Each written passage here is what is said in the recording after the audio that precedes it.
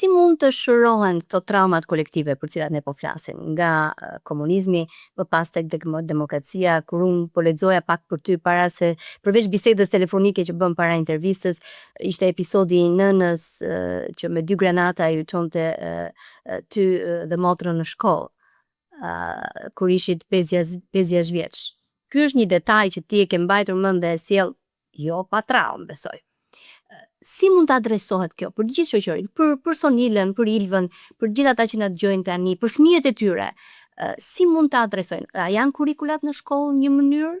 A është duhet një lloj fushate ndërgjegjësimi apo disa fushata të pandalshme që ta vetëdijsojnë shoqërinë që e ka këtë problem dhe nuk zgjidhet as duke ndënjur me orë të tëra duke qarë hallet me njëri tjetrin, por vetëm duke kërkuar ndihmë të specializuar.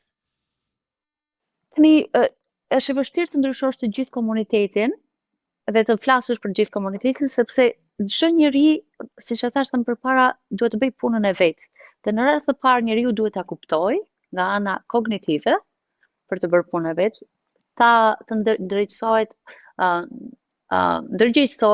në vetvete nga ana emocionale, që është gjëja më e vështirë që mund të bësh, nuk ka rëndësi sa diploma ke, dhe nga ana somatic, që është vjen nga latinishtja, që është nga ana e trupit, që trauma qëndron në trupin ton. Ne i kemi bërë disa nga këto fushata në komunitet. Dhe edhe është e dy anshme, është ana individuale dhe dëshira për të ndihmuar veten dhe për të ndihmuar familjen, që unë jam shumë krenare që kam thyer trauma në familjen time, dhe është ana kolektive, që si mund të punojmë së bashku. Një nga ana që unë, domethënë nuk më pëlqen kjo gjë në Shqipëri, është që ne fokusohemi shumë nga ana kolektive vetëm. Çfarë duhet të bëjë qeveria? Tani nëse ti nuk e bërë gjë me veten tënde, me familjen tënde, si mund të kërkosh diçka tjetër, diçka më të madhe, dhe nuk ka rëndësi çfarë lloj qeveria është. Sepse këtu jemi në vend demokrat në Amerikë, që i kemi të gjitha resursit dhe nuk ka shumë individ që shkojnë në terapi dhe nuk janë në gjendje të kthyen traumat ose shkojnë në terapi. Po kam një pyetje, Sonila. Po nëse ti nuk e ke vetëdijsi, nuk e ke edukimin e duhur, formimin e duhur që ta kuptosh që ke një problem, nuk po fajsoj qeveritë, dhe madje i lëm fare nga diskutimi. Po. Fjalën ke sistemi.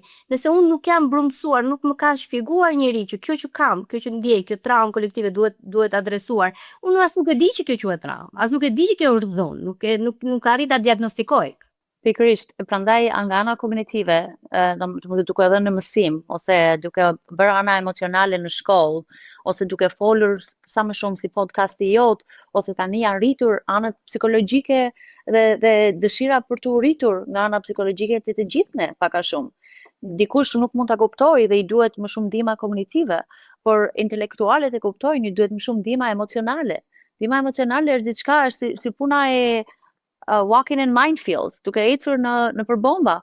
Se ne mund të kemi një diplomë, por nuk do të thotë që ti kur bisedove, kur fole diçka për mua në fillim, unë ndjeva, domethënë e ndjeva atë gjë brenda vetes dhe kuptova që jeton brenda meje, pavarësisht se unë di se si ta menaxhoj, por jeton me ne. Ndërsa ana somatic është akoma më thellë, nga ana e trupit. Ne fillojmë rrajt e zemrës, shkojmë te doktori thotë nuk e gja. Tani kjo është diçka emocionale, psikologjike, kognitive, nga të gjitha që duhet të mësojmë. Domethënë nis nga edukimi si fillim, që unë kam bërë disertacionin për komunitetin shqiptar dhe kur kam bërë kërkimet, hulutimet quhet tani, hulutimet kam kuptuar që fusha e psikologjisë në Shqipëri është nisur në vitin 2000 për herë të parë. Duhet të kuptojmë dhe vetë që nuk mund të ecim 100 per mile me një shpejtësi shumë të madhe sepse sa është nisur. Dhe duke lidhur këtë gjë me anën pozitive, që unë tani kam gjetur 26 terapiste shqiptare amerikane në Amerikë. Tani psikologjia është hapur edhe në Shqipëri, që ka shumë terapiste në Shqipëri dhe që duan të ndihmojnë veten, të ndihmojnë të kuptojnë traumat e tyre. Kjo është gjë pozitive. Patjetër dhe jam dakord me ty. Do doj kohë, nuk është një gjë që ndodh brenda natës. Jo të gjithë, siç ti e the me të drejtë, nuk duhet ta shohim vetëm si komunitetet e si traumë kolektive, por individi ka një rol shumë të madh në mënyrën se si do ta qas edhe si do t'i adresohet. Do të të bëj një pyetje që lidhet sa me prindrit e tu, aq edhe me prindrit e mi dhe gjithë shqiptarëve që jemi këtu ndoshta. Kur marrin atë vendimin që u therr zemra të largojnë fëmijën e tyre për një të ardhmë në emër të një të ardhme më të mirë. A psojnë ata një traumë dhe a shërohet ose fillon të qetësohet pak kjo traumë kur fëmia është sot psikologe dhe ka qendrën e saj që quhet Sonila Sejdaras për shembull në Chicago? Trauma nuk shërohet kur në rast të parë. Do të jap një shembull për traumën se si mund ta shohim nga ana e syrit. Është si puna e një librarie që librat janë hedhur kudo, dhe nëse shkon dhe merr një libër, nëse trauma nuk është procesuar, nuk e bërë punë me traumën tënde, gjithë librat e tjera bien për dhe. Ndërsa nëse ke punuar me veten tënde, ato traumat janë të gjitha atje, librat janë të gjitha atje, memoret janë të gjitha atje, veç se ti zgjidh një libër, siç po zgjedhim tani, dhe asgjë nuk bie nga poshtë. Kjo është, domethënë që të gjithë duhet ta kuptojmë që trauma nuk shërohet. Babi im shpeshherë më kujton që kur të dërgova në Amerikë, më duk sikur të hodha në det. Sikur të hodha në det dhe u mbyte, nuk të kisha më kur.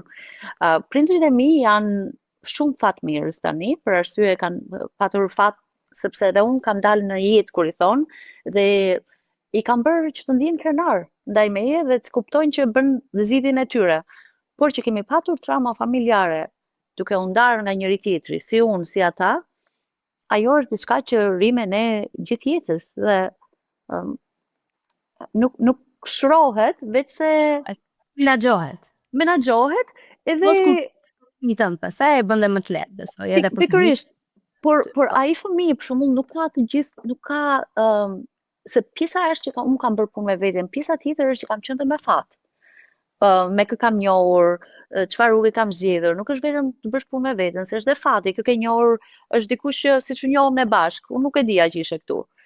Ky podcast për mua quhet shumë fatmirës. Por ka dhe prindër që i kanë dërguar prindin me gjithë të mirat dhe fëmijët e tyre nuk janë, jo vetëm që janë këtu ku jam unë, po janë në burg. Dhe ajo është quhet ritraumatizim më pas. Sepse prindi ka dhënë shumë, ka kushtuar shumë për ty, anën emocionale, financiare, babi im tha të gjithë lekët që kishte, të gjithë savings, $7,000 për të paguar për mua të ikja. S'kishte asnjë me vete kur i ka unë. Por ka dhe fëmijë që kanë ardhur në moshën 18-19 vjeç, siç erdha dhe unë, moshë shumë delikate që kanë zgjedhur një rrugë që s'kan ditur si ta menaxhojnë. Për të parë intervistat e plota të Ilva Tare Talks, sigurohuni të bëni subscribe, abonohuni në kanalin e YouTube dhe qëndroni të përditësuar për episode të reja çdo javë.